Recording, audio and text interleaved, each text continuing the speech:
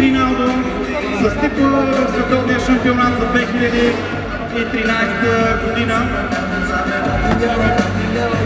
Тогава помните да държа да се вземе златният медал в световния шампионат, тъй като беше в болница на малко по-нататък.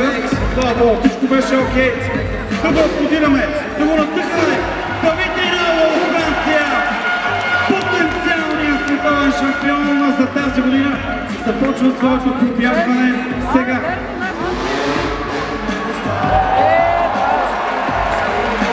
Оставям те всякакъв с коментар на изпълнение.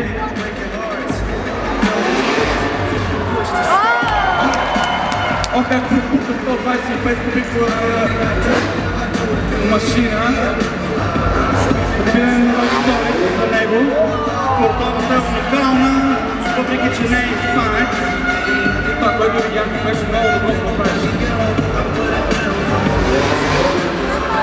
Да, тук имаше Шаолин, Кил Кликър и един индианер, комбо в 3 различни скока.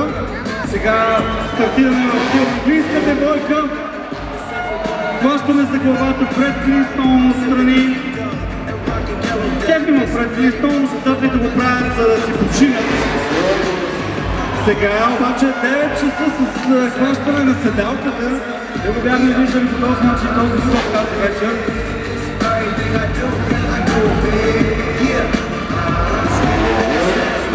Едно леко ефливче на детската рампа.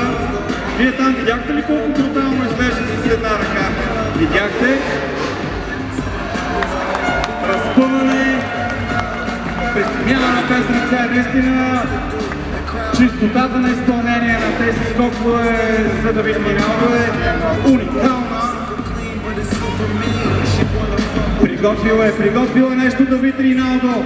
Ще стане ли световен шампион или няма да стане, никой не знае. Неговия дълъг скок. Това е Давид Риналдо. Чистота, качество, изпълнение. Като машина, право Давид.